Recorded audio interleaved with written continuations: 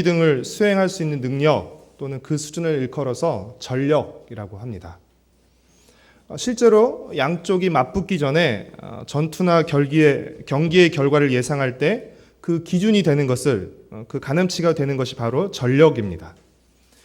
양쪽의 전력이 비슷하면 모를까 어느 한쪽이 월등하게 앞서면 결과를 예상하기가 매우 쉽습니다. 그리고 실제 그 결과도 그 예상을 벗어나지 않습니다. 에훗과 삼갈이 죽은 후 이스라엘은 또다시 하나님을 배반하고 우상을 섬겼기에 하나님은 이스라엘을 그냥 내버려 두지 않으시고 하솔왕 야빈을 통해 싸움을 걸어오셨습니다. 그러나 이스라엘 자손은 감히 싸울 엄두도 내지 못하고 하솔왕 야빈 밑에서 찍소리 못하고 죽어 지내야 했는데 그 이유가 무엇이었습니까? 바로 하솔왕 야빈이 거느리고 있는 철병거 부대 때문이었습니다. 철병거가 한두 대도 아니고 자그마치 900대나 있었으며 그 900대의 철병거 부대를 이끄는 지휘관이 누구였죠? 바로 군대장관 시스라였습니다. 예나 지금이나 전력의 핵심은 무기와 병력입니다. 이스라엘 자손은 이 확연한 전력의 차이 앞에서 아예 싸울 마음조차 갖지 못했습니다. 그리고 이러한 상태가 20년이나 지속되었습니다. 5장 8절 말씀을 같이 읽겠습니다. 사사기 5장 8절 말씀을 같이 읽겠습니다. 시작. 무리가 새 신대를 택하였으므로 그때 전쟁이 성문에 이르렀으나 이스라엘의 4만 명 중에 방패와 창이 보였던가. 무슨 말입니까? 이스라엘에 4만 명의 군인들이 있었음에도 불구하고 성문에 전쟁이 났는데 아무도 방패와 창을 들고 싸우려 하지 않았다는 것입니다. 이는 드보라가 일어나기 전까지 이스라엘이 얼마나 무기력하고 또 철저한 패배의식에 절어 있는지를 잘 보여줍니다. 철병거를 앞세운 하솔왕 야빈의 심한 학대에 이스라엘은 부르짖었고 하나님은 그 부르짖음을 듣고 사사를 세우셨는데 그 사사가 누구죠? 바로 드보라입니다. 4장 3절과 4절 말씀을 같이 읽겠습니다. 야빈 왕은 철병거 900대가 있어 20년 동안 이스라엘 자손을 심히 학대했으므로 이스라엘 자손이 여호와께 부르짖었더라.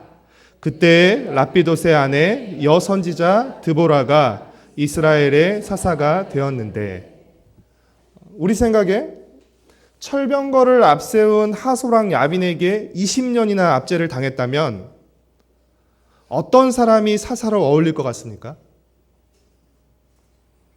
전쟁을 잘 할 줄 아는, 그렇죠? 그리고 맨손으로 철병거도 때려 부실 수 있을 만한 그런 아주 강한 용사, 마치 골리앗과 같은 그런 강한 전쟁 용사의 모습을 떠올릴 것입니다. 그러나 하나님은 우리가 생각했던 것과는 거리가 먼, 전쟁에 빠삭하기는커녕 오히려 전쟁의 문외한인 여선지자 드보라를 사사로 세우셨습니다. 지금 이스라엘은 가뜩이나 철병거 900대를 보유한 야빈의 전력에 비해서 절대적인 열세입니다. 그런데 사사마저 여자로 세우신 이유는 무엇일까요? 하나님께서 무엇을 보여주시기 위해서 이 드보라를 사사로 세우신 것일까요? 여사사 드보라는 남자에 비해서 힘도 약하고 전쟁에 대한 지식도, 전쟁에 대한 경험도 부족했습니다. 그러나 여사사 드보라가 남자들에 비해 강했던 한 가지가 있었는데 그것이 무엇이었습니까? 하나님께 대한 믿음과 신뢰였습니다. 그렇게 드보라는 야빈의 군대장관 시스라와 그의 병거를 이스라엘의 손에 넘겨주시겠다는 그 하나님의 말씀을 믿고 하나님의 명령을 바락에게 전했던 것입니다. 4장 6절과 7절 말씀을 같이 읽겠습니다.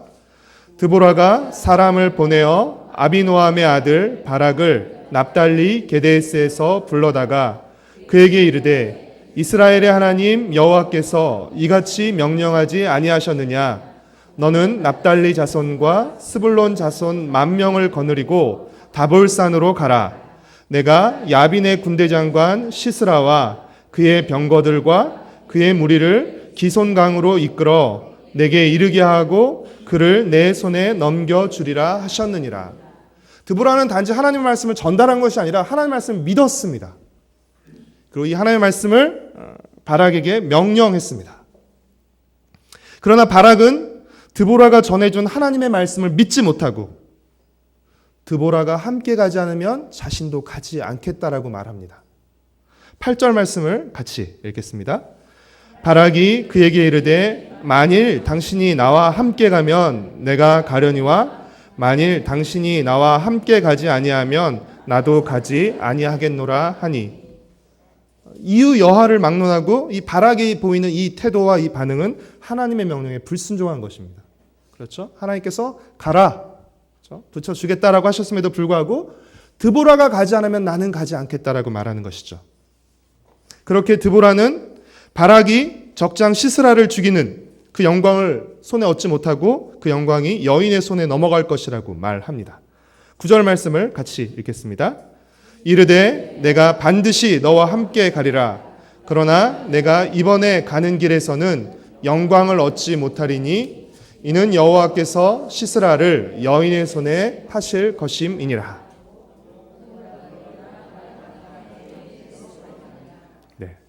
드보라와 바락은 스불론과 납달리 자손 10,000명을 이끌고 다볼산으로 올라갑니다. 그리고 병력이 이동했다는 이 소식을 들은 적장 시스라는 철병거 900대를 이끌고 기손강으로 이동합니다. 12절과 13절 말씀을 같이 읽겠습니다. 아비노함의 아들 바락이 다볼산에 오른 것을 사람들이 시스라에게 알림해 시스라가 모든 병거 곧 철병거 900대와 자기와 함께 있는 모든 백성을 하로셋 학고임에서부터 기손강으로 모은지라. 드보라가 다볼산에서 바락에게 출전 명령을 내렸습니다. 그리고 다행히 이번에는 바락이 아무 반론이나 조건 없이 드보라의 말에 순종해서 병사들을 이끌고 이제 다볼산에서 기손강가로 출정했습니다. 그러자 어떤 일이 발생했습니까? 15절과 16절 말씀을 같이 읽겠습니다. 여호와께서 바락 앞에서 시스라와 그의 모든 병거와 그의 온 군대를 칼날로 혼란에 빠지게 하심에 시스라가 병거에서 내려 걸어서 도망한지라. 바락이 그의 병거들과 군대를 추격하여 하로셋 학고임에 이르니 시스라의 온 군대가 다 칼에 엎드러졌고 한 사람도 남은 자가 없었더라. 4장 15절에서는 하나님께서 시스라의 병거와 군대를 혼란에 빠지게 했다라고만 기록하고 있어요. 그런데 어떻게 혼란에 빠지게 했는지, 그 혼란에 빠진 이유가 무엇이었는지는 4장에 나오지 않고 있습니다. 하지만 5장 21절에 그 이유가 나오고 있습니다. 5장 21절 말씀을 같이 읽겠습니다. 시작. 기손강은 그 무리를 표류시켰으니 이 기손강은 옛강이라. 내 영혼아 내가 힘있는 자를 밟았도다. 무슨 말입니까? 하나님께서 갑자기 큰 비를 내리신 것입니다. 그래서 평소에 메말라 있던 기손강을 범람하게 만드신 것입니다. 그래서 철병거들이 강물에 표류하도록 휩쓸려 떠내려가도록 한 것입니다. 강물에 떠내려가고 물이 가득하니까 어떻게 해요? 철병거가 오도 가도 못하는 상황이 된 것이죠. 그러니까 시스라가 오히려 병거를 버리고 내려서 도망친 것입니다. 하나님은 비를 내려서 20년 동안 이스라엘을 꼼짝 못하게 만들었던 하소랑 야빈의 철병거를 오히려 꼼짝 못하게 만든 것입니다. 지난번 성경 배경학교 시간 때 강사 목사님께서 잠깐 이 부분을 언급하셨는데 이스라엘의 기후를 말씀하시면서 아마도 이때가 이스라엘의 건기에 해당했을 것이다. 비가 오지 않는 시기에 해당했을 것이다 라는 말씀하셨습니다. 그러니까 전쟁의 잔뼈가 굵은 시스라도 안심하고 기손강가에 진을 칠 수 있었던 것이죠. 지금은 비가 내릴 때가 아닌 것입니다. 말라있는 땅인 것이죠. 그는 전쟁의 여러 가지 경험과 또 그 당시의 기후와 상황 잘 알았을지 모르지만 무엇을 몰랐어요? 하나님께서 자연 만물을 주관하시는 분이라는 사실을 알지 못했던 것입니다. 그렇기 때문에 전혀 예상치 못한 갑자기 내린 폭우에 어떻게 보면 한마디로 그들은 멘붕에 빠져버리고 만 것입니다. 그리고 그들이 자랑하던 철병거를 모두 버리고 간신히 자기 한 몸을 피해 도망친 것입니다. 철병거를 앞세워 이스라엘을 괴롭히던 시스라가 오히려 철병거를 버리고 도망치고 있는 모습은 굉장히 역설적인 것이죠. 그는 철병거를 앞세워서 계속해서 이스라엘을 압제했는데 이제 어떻게 해요? 자신이 도망치는데 철병거는 오히려 무거운 짐이 돼버리고 만 것이죠. 그래서 철병거를 버리고 도망치는 것입니다. 그가 걸어서 도망을 친 곳이 어디였습니까? 4장 17절 말씀을 같이 읽겠습니다. 시스라가 걸어서 도망하여 겐 사람 헤벨의 아내 야엘의 장막에 이르렀으니 이는 하솔왕 야빈과 겐 사람 헤벨의 집 사이에는 화평이 있음이라. 이 겐 족속은 모세의 장인인 호밥이 속했던 족속으로서 그들 중 이 헤벨이라는 사람이 하솔왕 야빈과 동맹을 맺은 사이였습니다. 시스라가 헤벨의 집으로 피한 이유도 바로 이 때문이죠. 이 헤벨의 아내가 바로 야엘이었습니다. 이 야엘의 이름의 뜻은 산염소라는 뜻을 가지고 있다고 합니다. 물을 요구하는 시스라에게 이 산염소라는 이름의 야엘이 뭘 주죠? 우유를 주죠. 그리고 이불로 그의 몸을 따뜻하게 감싸주었습니다. 여러분이 성경을 읽을 때 그냥 평면적으로 보지 마시고 시스라의 입장에서만 그날 하루를 생각해 보십시오. 끔찍한 하루였을 것이에요. 그렇죠? 갑자기 내린 비로, 그렇죠? 비로 맞았고 철병거가 오도 가도 못하는 상황, 또 막 휩쓸려가는 상황, 갑자기 닥친 이스라엘이 자신의 병사들을 죽이는. 그래서 어떻게 해요? 철병거를 던지고 간신히 한 몸 피해서, 그렇죠? 계속 주위를 두리번 살피면서 계속해서 도망쳐서 지금 야엘의 집까지 온 것이죠. 얼마나 피곤했겠어요. 그렇죠? 얼마나 긴장과 또 얼마나 불안함에 휩싸였겠습니까? 그런 상태에서 우유를 먹고 따뜻한 이불을 덮자 자기도 모르게 이제 피로가, 그렇죠? 피로가 몰려오는 것이죠. 그러면서 시스라는 그만 잠이 들고 말았고 그 잠에서 영영 깨어나지 못했습니다. 왜 그랬죠? 야엘이 그를 죽였기 때문입니다. 마음을 단단히 먹고 21절 말씀을 한 번 더 같이 읽겠습니다. 시작. 그가 깊이 잠드니 헤벨의 아내 야엘이 장막 말뚝을 가지고 손에 방망이를 들고 그에게로 가만히 가서 말뚝을 그의 관자놀이에 박음에 말뚝이 꿰뚫고 땅에 박히니 그가 기절하여 죽으니라. 우리는 다 알고 있는 이야기니까 하나도 긴장이 안 되죠. 그렇죠? 야엘을 죽였어요. 알고 있으니까 이 죽이는 장면이 전혀 긴장이 되지 않지만 지금 어떻게 될지 모르는 상황입니다. 사실 야엘의 입장에서는. 그렇죠? 조심스럽게 망치를 했는데 잘못 빗나간다든지 아니 망치를 했는데 갑자기 시스라가 딱 손목을 붙잡는다든지 지금 뭐 하신 짓인가 이렇게 하면 굉장히 낭패죠. 하지만 야엘은 그렇게 한 번에, 그렇죠? 시스라를 죽였습니다. 5장 27절은 이 야엘의 발밑에서 죽어가는 시스라의 모습을 마치 슬로우 비디오처럼 우리에게 보여주고 있습니다. 5장 27절의 말씀을 같이 한번 읽어볼까요? 그가 그의 발 앞에 구부러지며 엎드러지고 쓰러졌고 그의 발 앞에 구부러져 엎드러져서 그 구부러진 곳에 엎드러져 죽었도다. 그렇죠? 이렇게 쓰러지면서 이렇게 매우 비참하게 죽어가는 모습을 보이죠. 철병거를 이끌고 호령하던 군대 장관 시스라가 일개 아녀자의 발밑에서 비참하게 쓰러져 죽는 것입니다. 원래 아기는 비참하게 죽어야 보는 사람이 더 통쾌한 법이죠. 그렇죠? 말뚝을 관자놀이에 박아 시스라를 죽인 이 야엘의 행동을 두고 너무 잔인하지 않느냐라는 비판도 있지만 성경은 야엘의 행동에 대해서 어떤 평가를 내리고 있습니까? 5장 24절 말씀을 같이 읽겠습니다. 겐 사람 헤벨의 아내 야엘은 다른 여인들보다 복을 받을 것이니 장막에 있는 여인들보다 더욱 복을 받을 것이니라. 이 헤벨은, 그러니까 야엘의 남편인 헤벨은 하솔왕 야빈과도 동맹을 맺고 있고, 그렇죠? 그리고 이스라엘과도 어느 정도 관계를 맺고 있는 것이죠. 그렇죠? 그러니까 어떻게 보면 둘 다 관계를 맺고 있는데 지금 야엘이 보인 행동은 무엇이에요? 지금 이 상황에서 시스라를 살려주고 도와주는 것은 결국 이스라엘과 싸우는 행동이 되는 것이죠. 그렇죠? 그렇기 때문에 지금 야엘은 어느 편에 설지를 자기가 분명하게 그리고 확실하게 자신의 행동을 통해 보여준 것입니다. 시스라를 돕고 보호해 주는 편이 아니라 시스라를 죽임으로써 내가 이스라엘의 편에, 하나님의 편에, 지금 이 전쟁이 하나님이 싸우시는 전쟁이기 때문에 하나님의 편에 서겠다는 것을 확실히 보여준 것이죠. 계속해서 시스라를 추격했던 바락은 야엘의 집에서 죽어있는 시스라를 발견하게 됩니다. 당시 전쟁에서 가장 큰 영광은 적장을 죽인 사람에게 돌아갔는데 이렇게 해서 이 전쟁의 영광이 바락이 아닌 야엘에게 돌아간 것이죠. 그리고 4장 9절에서 말씀했던 것처럼 드보라의 예언처럼 하나님께서 시스라를 여인의 손에 파실 것이라는 이 드보라의 예언이 성취된 것입니다. 성경을 읽을 때마다 이렇게 놀라운 사실 하나는 뭐냐면 야엘이 이 드보라의 예언을 알았을까요? 저는 몰랐을 가능성이 더 많다고 생각을 해요. 그렇죠? 근데 그 순간, 그 선택의 순간, 결단의 순간 야엘은 하나님의 편에 서기로 선택한 것이죠. 그렇죠?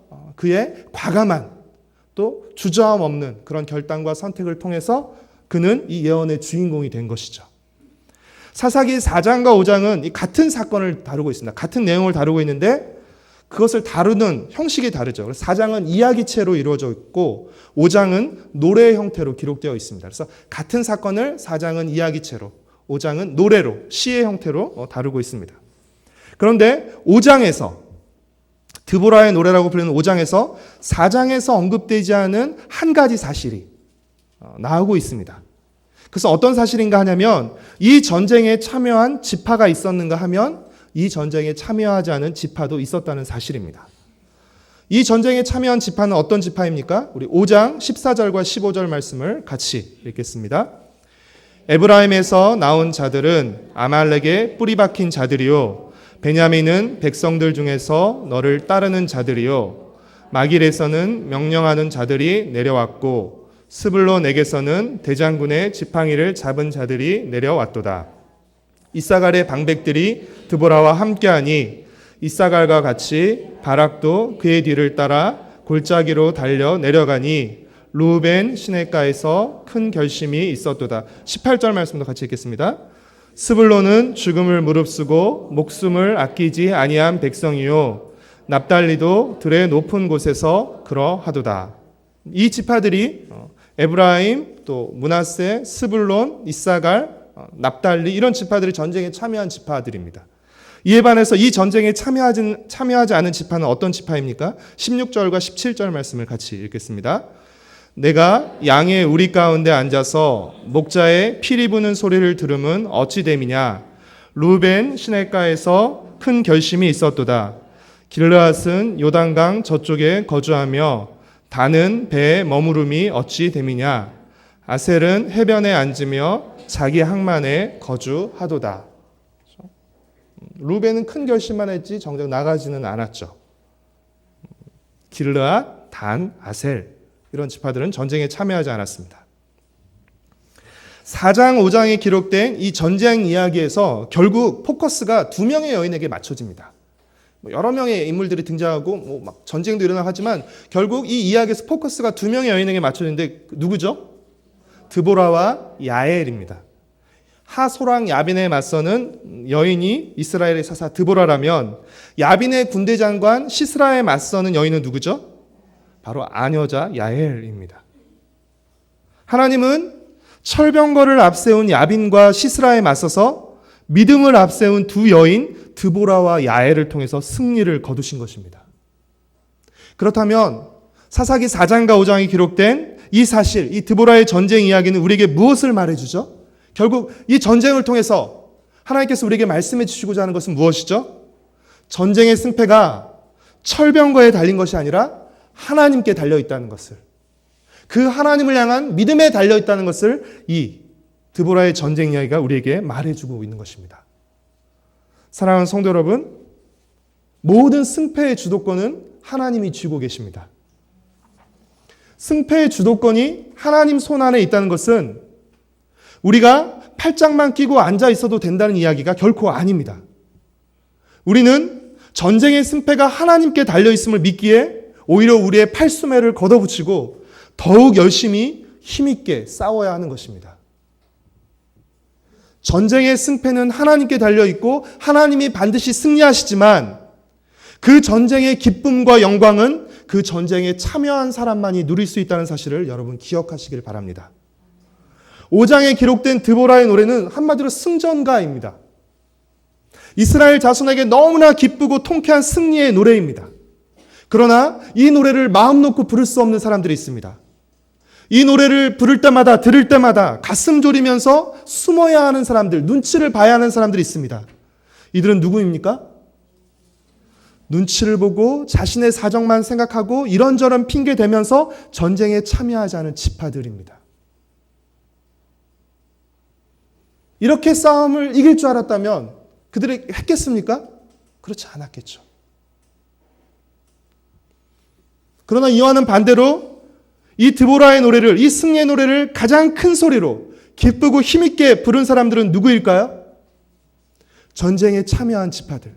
특별히 18절에 목숨을 아끼지 않고 죽음을 무릅쓰고 전쟁에 참여한 싸운 스불론과 납달리 지파 사람들일 것입니다.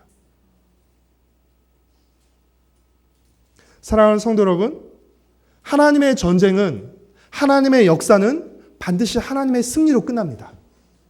하나님의 역사는 반드시 하나님의 성취로 끝납니다. 그렇기에 믿음으로 하나님의 전쟁에 참여한 자는 승리의 영광을 누리지만 믿지 못하고 참여하지 못한 자는 후회와 수치를 누리게 되는 것입니다. 하솔왕 야빈과의 전쟁에서 가장 큰 영광을 거둔 사람이 누구였습니까? 여인 드보라와 야엘이었습니다. 이 전쟁에서 가장 큰 영예와 칭찬을 받은 지파는 어떤 지파였습니까? 목숨을 내걸고 죽음을 무릅쓰고 열심히 싸운 스불론과 납달리 지파였습니다. 자신의 것을 아끼기 위해서, 자신의 것을 아끼기 위해 싸움에 참여하지 않은 지파는 오히려 부끄러움을 당하고, 자신의 목숨까지도 아끼지 아니하고 싸움에 참여한 지파들은 가장 큰 영광과 칭찬을 거두게 된 것입니다. 사랑하는 성도 여러분, 하나님의 일에 쓰임받는 것이 축복입니다. 하나님의 일에 참여하는 것이 영광입니다. 우리가 하나님의 일에 참여하지 않아도 하나님의 일은 반드시 이루어집니다. 내가 참여하지 않는다고 하나님의 일이 안 되는 것이 아닙니다. 내가 참여하지 않아도 하나님의 일은 반드시 이루어집니다. 그러나 그 하나님의 일이 이루어질 때 그 일의 축복과 영광은 누구에게 돌아가는 것이에요? 순종하고 참여한 자에게 돌아가는 것입니다. 마치 바락이 주저함으로써 처음에 드보라를 통해서 하나님의 명령이 주어졌을 때 바락이 바로 순종했다면 적장 시스라를 죽이는 영광은 누구에게 돌아갔을까요? 바락에게 돌아갔을 것입니다. 그러나 바락이 주저하고 순종을 주저했기 때문에 적장 시스라를 죽이는 가장 큰 영광이 누구에게 돌아가는 것입니까? 여인 야엘에게로 돌아가는 것입니다. 쓰임받는 것이 축복입니다. 하나님의 일에 참여하는 것이 영광입니다. 사랑하는 성도 여러분, 하나님은 온 세상을 통치하시고 역사를 주관하십니다. 그런데 그 하나님께서 무엇을 통해서 섭리하시고 역사하세요? 우리의 작은 결단과 선택을 통해서 섭리하시고 역사하십니다. 야엘이 그 순간에서 보이는 자신의 결단과 순종이 어떤 결과를 가져올지 알았을까요? 그는 그 상황 속에서, 주어진 상황 속에서 믿음으로 결단하고 선택한 것입니다. 그리고 하나님께서 그의 결단과 선택을 사용하셔서 하나님의 일을 이루시는 하나의 방편으로 쓰신 것입니다. 성경에 보면 수많은 일들이 이렇게 하나님의 일이 이루어진 것이다 라고 알고 했던 것보다 모르는 상태에서 지금 내가 할 수 있는 믿음의 선택과 결단을 한 것이죠. 작은 선택과 작은 결단. 내가 처한 위치에서 내가 할 수 있는 결단과 선택을 한 것이죠. 근데 그 선택과 결단이 하나님의 위대한 일의 한 부분이 됨으로써 그것이 가치 있게 되고 위대한 일이 되는 것입니다. 우리 삶을 위대하고 가치 있게 만드는 것은 무엇입니까? 우리가 가진 소유나 우리의 재능이 아니라 위대하신 하나님을 향한, 위대하신 하나님을 위한 작은 결단과 작은 헌신입니다. 승패는 하나님께 달려있고 하나님이 반드시 승리하십니다. 그러나 그 승리의 기쁨과 영광은 누가 누리게 된다고요? 믿음으로 그 싸움에 참여한 사람만이 누리게 되는 것입니다. 위대하신 하나님을 향한 작은 결단과 헌신으로 우리가 가진 그 모든 것을 다해서 하나님의 일에 기쁘게 참여하며 하나님의 영원한 승리의 영광에 동참하는 여러분 되시기를 바랍니다. 우리는 자꾸 아껴서 뭔가를 많이 남는 것이 사실은 우리에게 좋은 것이고 유익한 것이라 생각하지만 나중에 하나님 앞에서 우리가 어떤 것으로 평가를 받을까요? 내가 이렇게 많이 아껴서 남겼습니다라는 것이 칭찬을 받을까? 아니면 내가 내 어떤 것도 아끼지 않냐고 주님의 모든 것을 썼습니다라는 것이 그렇죠? 주님께 칭찬을 받을 것일까요? 달란트의 비유를 우리가 한번 생각을 해봤으면 좋겠습니다. 그렇죠? 받은 것 그대로 잘 아껴두고 감춰둬서 그대로 내는 것이 아니라 그것을 가지고 우리가 할 수 있는 모든 것을 하는 것이죠. 그렇게 하나님의 일에 참여할 때 우리가 했던 것 이상으로 우리가 했던 그 작은 선택과 결단이 얼마나 큰 하나님의 위대한 일에 쓰임을 받게 된지를 알게 되는 것, 이것이 어쩌면 가장 큰 상인지 모릅니다. 야, 내가 그렇게 쓰임 받았구나. 오병이어의 소년처럼 내가 가진 그것이 이렇게 쓰임 받았구나. 작은 믿음의 결단과 헌신을 통해서 하나님의 영원한 승리와 영광에 동참하는 우리 모든 성도들, 우리의 가정과 새도록교회 공동체가 되기를 간절히 소망하고 축복합니다. 우리 함께 같이 찬송하시고 기도하시겠습니다. 주의 말씀 앞에서 우리 함께 같이 찬양하시겠습니다.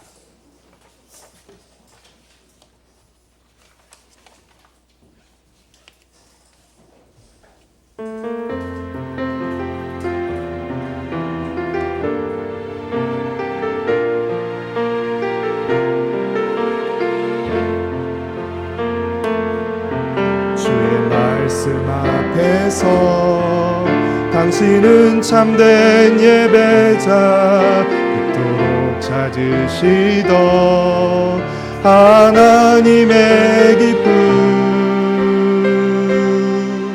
이 세상을 향한 거룩한 생명빛 되어 이 세상을 위한 구원의 소망 되어 영원한 하나님의 나라 함께 세워가리 주의 부르심 따라 당신의 삶을 드릴 때 세상은 당신 안에서 주의 영광 보리라